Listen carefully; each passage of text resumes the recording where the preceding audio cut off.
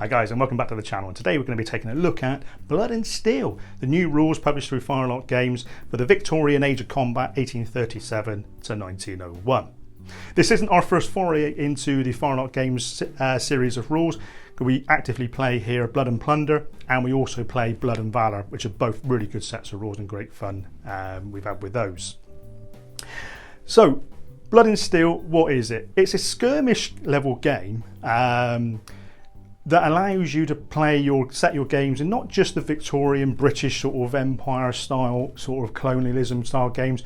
It owns the whole myriad of the time period, like it says, 1837 to 1901. And obviously there's in the rulebook itself, and we'll sort of take a quick look at these later on, the army lists and that are in there. There's 6 army lists in there, and they all play very, very differently. So let's get into the book. So one of the first pages you're going to be presented with is this world map of the time period of the 19th century there. And as I say, it's really nice artwork. And again, in here sort of goes through the, excuse my hands as I'm going through this video as well, I meant to say that.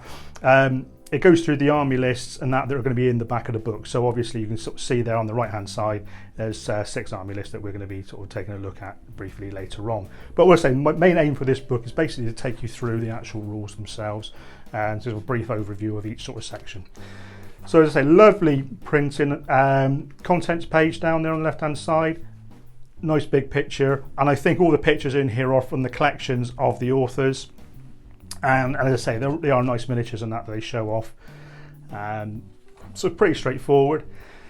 Game basics, what do you need to play? Well, obviously you need a tape measure, some 10-sided dice, preferably 2 different coloured sets for yourself. And I'll go into that a little bit more later on in the video. A play surface, usually around a 3-foot square the game's played on. I shall personally play it on a 4x3, so I think that just gives you that little bit of manoeuvring on the table. But obviously the more people you have, the bigger size of force a game you play, the bigger the area you're going to want to play on. So, and some activation markers, so some smoke markers that say the units that are firing black powder weapons are fired and need to reload, and some other activations and that you may require. So activated in a turn, you might need some run for cover tokens and so forth. So you can create your own. I think this is what this lends itself to, is creating that little bit of narrative and making your own little tokens up, which I'm quite looking forward to doing. Miniatures, it's a 28mm skirmish game, but I see no reason why you can't play this in a smaller scale. And obviously the measurements there is all in inches. Again, playing in a smaller scale, just convert that for centimetres and you're well away. So your force and unit composition, your units, obviously your leaders are individuals, although you can attach banner bearers into the game, there are extra additions that you can add into the unit, into the army, into your force, musicians, etc. But your units by and large are between 4 and 8 models, but some units are larger. I mean obviously for me, I've been playing the Zulus and they are in 10s, so I expect going forward, when the authors write up their scenario books and everything else that's coming out later on, there may be some different ones in that. Unit cohesion is 6 inches. Now I'm not one for cohesion in skirmish games because I like to have that sense of like, I'll keep to it to a point, but if somebody's going to be garrison a piece of terrain or garrison behind a wall, I want them to look like they are behind it, really looking at defending it as the best they possibly can. So I take that one with a pinch of salt. But what I will say is this set of rules can be played in a large scale game. So if you've got your games based up for black powder or anything like that, so 4 figures on a 40x40 base or 6 figures on a 45x40 base, I think the rules lend itself to being able to play with large scale games. And I'll talk a little bit more about that later on in the video. Zone of control, you can't come into within 1 inch of another unit. That's their zone of control. You have a 1 inch bubble all the way around them. And skills test is basically your unit has a set of attributes. So you'll have a shoot attribute, a melee attribute, a resolve, which is taking your morale tests, and so forth. And excuse me. And you roll a d10 and you're looking to score equal to or higher. Command range, each level of leader has a command range. Your lieutenants and your captains have an 8-inch command range. Your majors, etc., and nobody higher has a 12-inch command range. Bite the bullet, at the start of each game you are given 3 bite the bullets. You can give them little bullets or little counters, whatever you want them to be. Now these are used to, if you don't like a shooting roll that you've made, or you don't like a resolve check that you've made, you can say, I'm going to bite the bullet and re-roll the dice. You don't re-roll your failures, you re-roll the whole dice pool that you've just rolled, and have to obviously accept the re-rolls values. Now you might be familiar with that because Blood and Plunder uses the mulligan system, so exactly sort of same. Line of sight, again, pretty sort of self-explanatory, and it does give you a page in there to refer to for more details on line of sight and terrain and area terrain and linear terrain. But again, talk to your people you're gaming with, come up with something, create the narrative. For me, the terrain is equally as important as the miniatures, and they are, in the skirmish game, that is what creates your narrative. Fatigue, as you go on through the game, you're taking casualties, you're going to be potentially, and you fail your resolve test, you're going to be taking fatigue on your units. And obviously that fatigue can build up, and it can also restrict you on the number of actions and actions you can take per turn. When you activate, sorry. Shaken, so when a unit reaches 3 points of fatigue, it becomes shaken, and it must immediately fall back 4 inches. And you keep falling back each time you take a fatigue. You keep falling back till you get to the edge of your table, and in that way you have a sort of like a last-ditch test to see if you take a resolve test to stay on the table. And obviously if you fail to do that, you're gone, and you count as casualties. So again, goes towards your attrition points, which sort of leads me into the next bit. So attrition points is you count up the number of figures in your army, you divide it by 4, rounding up, and each time you receive that number of casualties at the end of the turn, you would ascertain an attrition point. Now some objectives in the scenarios can also give you attrition points as well. Once you receive 3 attrition points, again at the end, the leader of your force will take a resolve test. If you pass it, you continue fighting. If you fail it, game over. Game length, and it's pretty random really. They sort of recommend sort of 6 to 8 turns, but they give you sort of suggestions in there if you want to have lower ones, or you want to end it potentially slightly early and create that sort of tension, and that there's a random game length. And obviously sportsmanship and that, and most people when they game and that will play with their mates and whatever. Everyone's sort of pretty happy and happy-go-lucky. Starting a game, well, find an opponent. Normally your gaming clubs, your friendly gaming stores or anything, your mates or whatever, no problem. Decide on a time period. So again, you've got quite a long time period to choose from. Pick something you think's interesting. It may not be the American Civil War. It might be something else. You might fancy doing the Mexican-American War. You might fancy doing the Crimean period and so forth. There's lots of different things that you might fancy doing. Select the points value. So depending on the size of game you want to play, as I said, it's normally played on a 3x3 table, and games between 150 points to 200 points on a 3x3, 201 to 300 points on a 3x6. I personally will play on a 4x3, and I will play closer to the sort of 200 points on that 4x3, and then the more of us that play, I will increase that up to 6x4 probably. But again, I don't think it really matters, to be honest with you. The more players you have, or the more bigger force you have, the bigger the size area you're going to play on. Build your force, as I said, and then establish your attrition points. Like I said, you count up the number of miniatures, divide by 4. Place your terrain, choose a table edge you want to deploy from. Place your objectives. If you've got any objectives, receive your mission, and there's several missions in there. Each person could potentially be doing different missions on the same tabletop, which I think is also quite good. And then begin your turn. So again, nice pictures and that of the miniatures, which I do like. I do think that having nice pictures along with your the write-up and that sort of helps, and that sort of creates that sort of atmosphere and theme. So the anatomy of a game turn, the initiative phase. This is where the game turn starts. Now, each unit, your leaders and your units and your support units, 9 times out of 10 will generate 1d10 for initiative. Excuse me.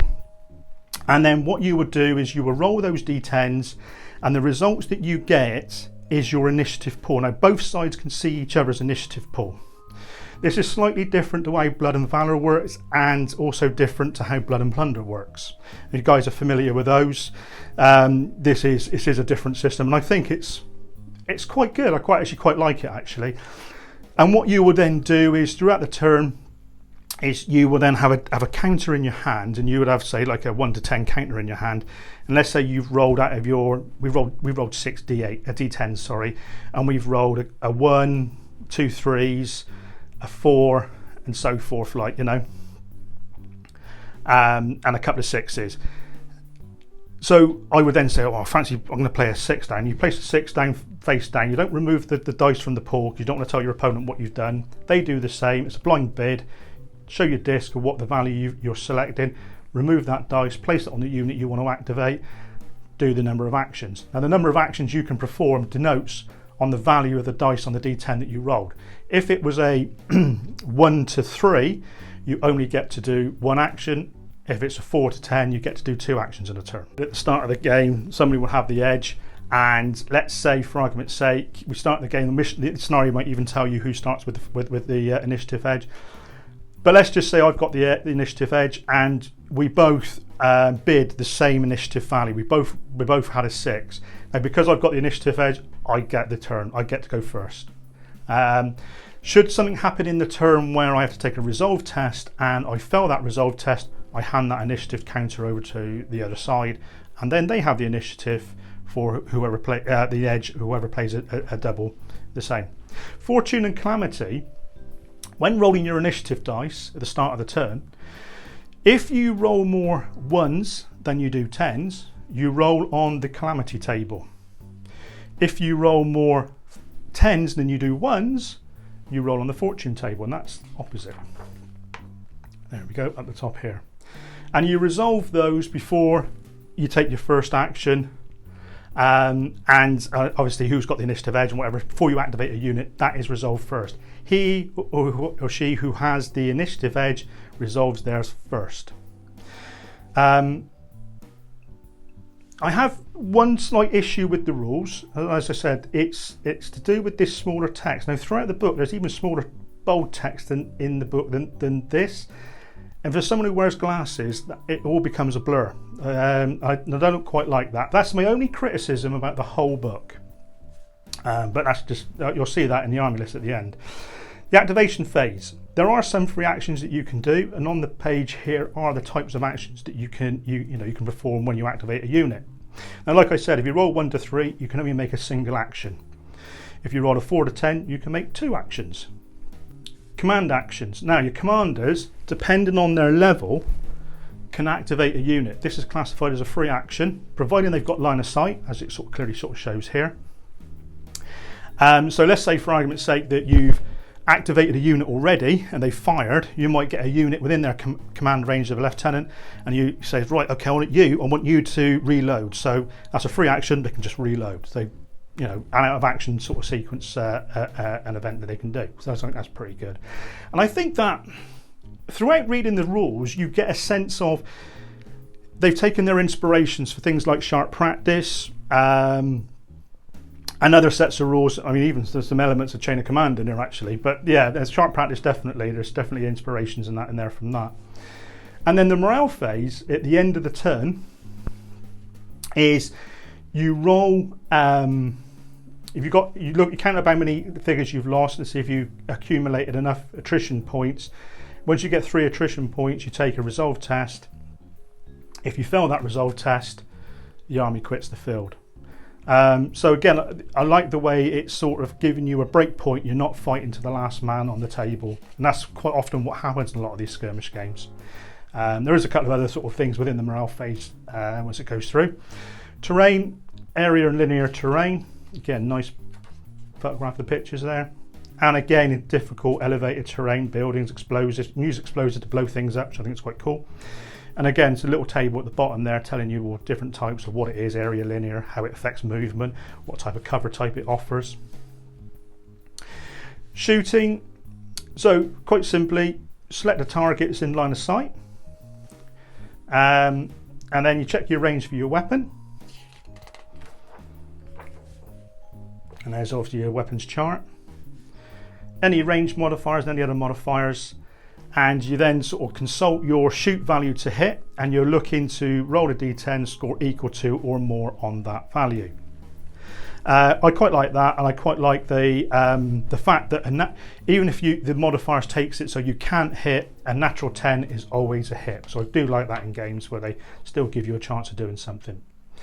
Any hits on a unit, you then take saves, and you look at the saving value of the unit on their unit card, and any modifiers applies. And again, you roll that number of d10s equal to the number of hits that you've sustained, and again looking to score equal to or higher.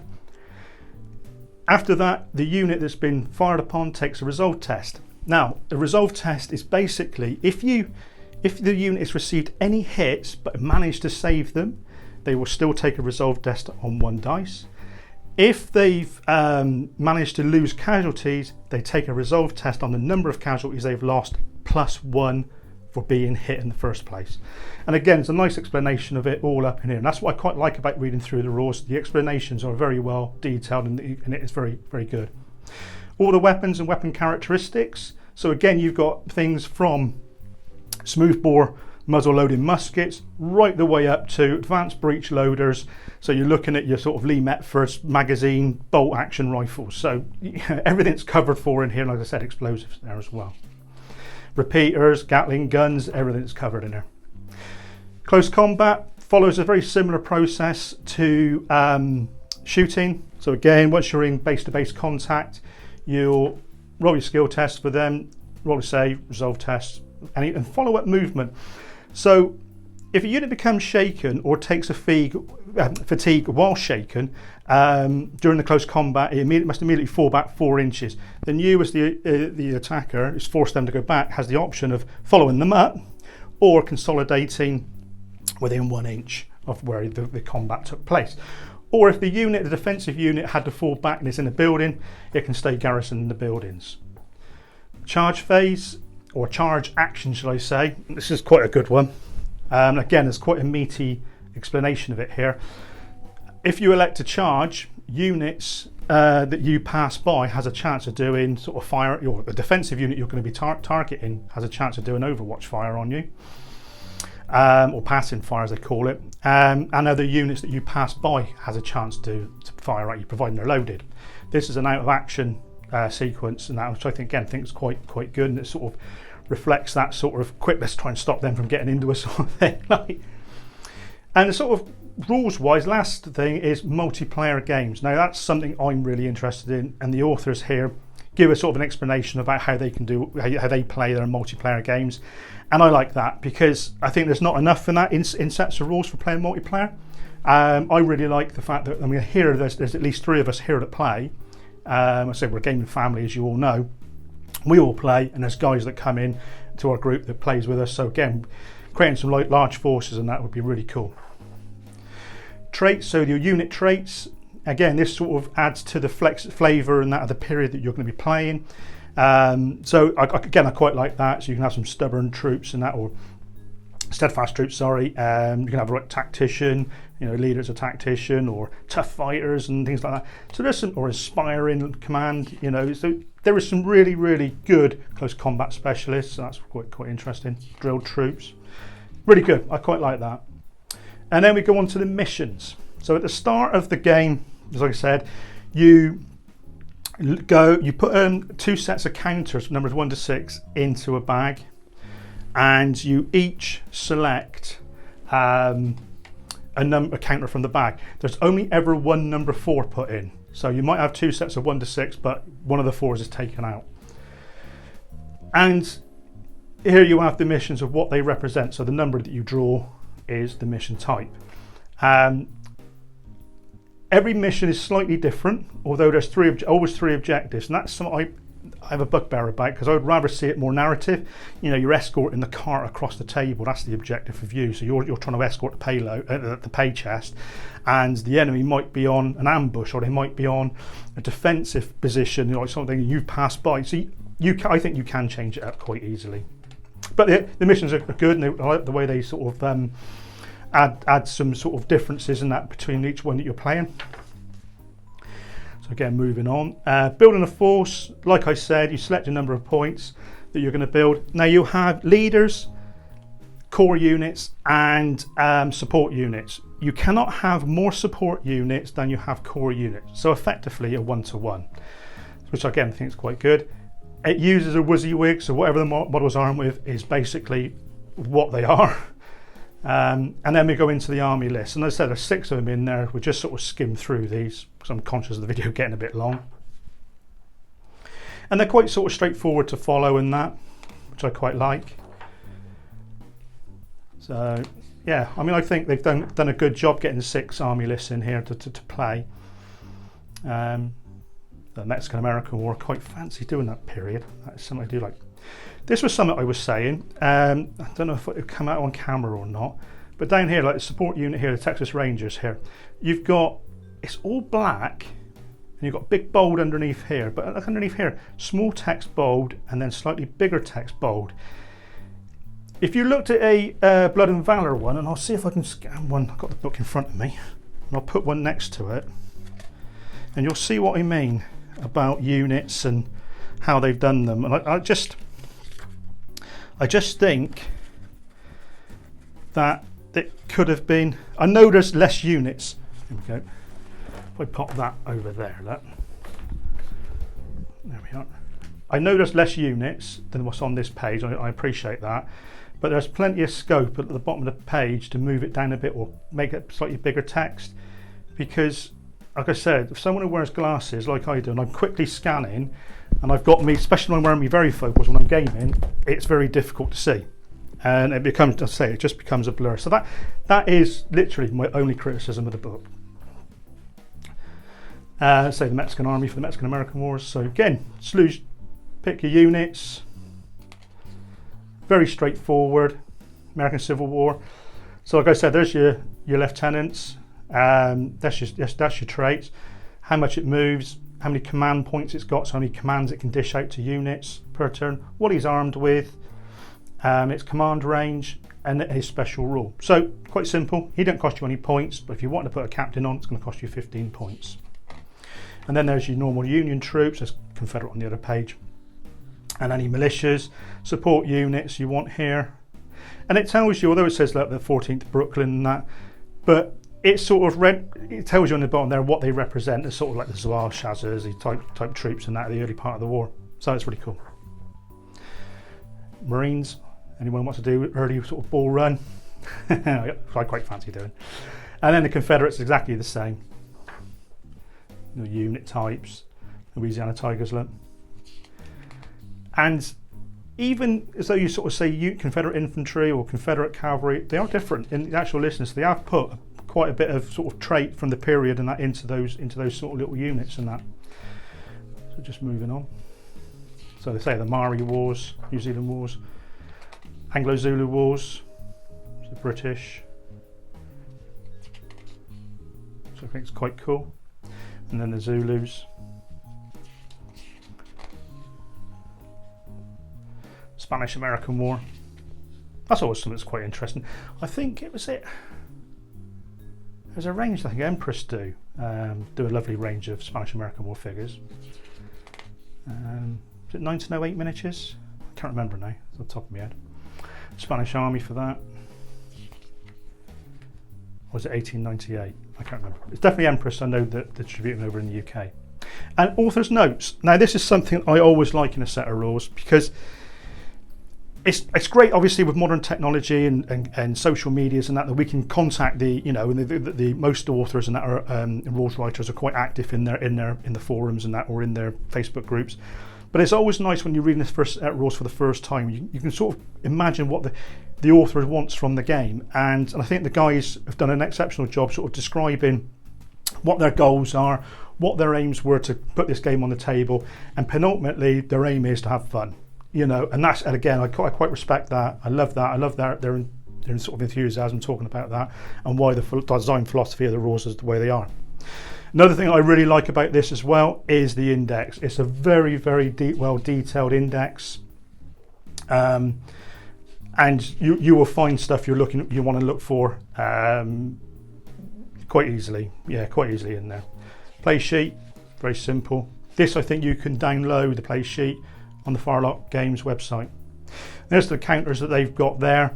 obviously these numbers up here represent your missions counters. There's your initiative edge, and there's some of your status counters for your units when they activate and what they're doing, and 3 objective markers. Like I said, there's the other game systems that they do. And that is it. And that's the back page. And that is Blood and Steel. Final thoughts? As I said, I'm conscious of this video getting quite long. I think it's a great set of rules. My personal opinion is it gives you that flavour. Even if you just want to dip your toe into getting into a period you don't want to build large forces for, it allows you to sort of go out there, get a few miniatures, play some games with your mates, and have a really good time. The guys talking to them in the Facebook group, they are looking to do other supplement books for different sort of periods, and I'm led to believe that the Franco-Prussian War is the first one to come out. I'm personally excited to wait for, because I've been, between you and I, we've been sort of slowly collecting boxes and packets of figures for the Crimean War. Now I know the guys are looking at doing the Crimean War supplement, so I'm really interested in that. So I've got the figures here, and as soon as they announce that, the figures will be done. And also the Pony Wars. Again, been to the last 2 partisan shows, and we've been picking up Foundry miniatures. So again, as soon as that's announced, we'll be banging out the figures for that. So really can't wait. So that's definitely 2 periods I want to look at. And the other ones I think they're looking at as well is the Sudan, and the sort of Indian Mutiny and Northwest Frontiers, which again are other exceptional periods, and I expect other ones as well, not just the British Empire periods. I said earlier on in the video that you can play this game at a large scale. Now, if you take your units, you roll initiative pool, 1 dice per unit. If you add a unit, and your units, and you're used to playing other sets of rules like Black Powder, etc., where you've got a 24 figure unit, 4 figures to a base, so 6 lots of 4s. You just count that as still 1 unit. So that's still generating you 1 initiative dice. When you come to do your shooting or taking your casualties, just roll 1 dice per base. Still 6 bases, still 6. Conforms to the 4 to 6 figures in a unit, so it's 4 to 6 bases in a unit. You just convert the figure to a base, and I see no reason why this game cannot be played to play large scale battles, which I think is quite exciting. And again, it opens it up to a lot more flexibility for those people that again don't want to do it in the skirmish level but still want to represent their large forces on the table. But overall, the book is superb, lovely laid out. Love the book. Getting the rules over here, I bought my rule book through Gaming Figures here over in the UK. That was the cheapest place I could get it. It is not cheap for what they are, but again, oops, sorry, locked the camera. Then again, what rules aren't cheap these days? Could it have been a softbound book? Possibly. But the theme of all Firelock games is they're all hardback books. So yeah, it is what it is. But again, credit goes to the authors. Done a superb job. I think it's going to be a fun game. Looking forward to getting some games on the table. So there we have it then, guys. That is Blood and Steel. A quick look through and some of my initial thoughts on the rules. Hope it come across okay for you. I hope you got something from it. I hope you can sort of see some things that you like. Yeah, go and give it a try. Have a look at it. Go on to the the guys have got a YouTube channel. They do a lot of videos explaining the about the rules, and I'll link that in the description below. That'll sort of help you out as well. So there we have it then, guys. That's it for today. Hope you enjoyed this review, as I said, and until next time, happy wargaming.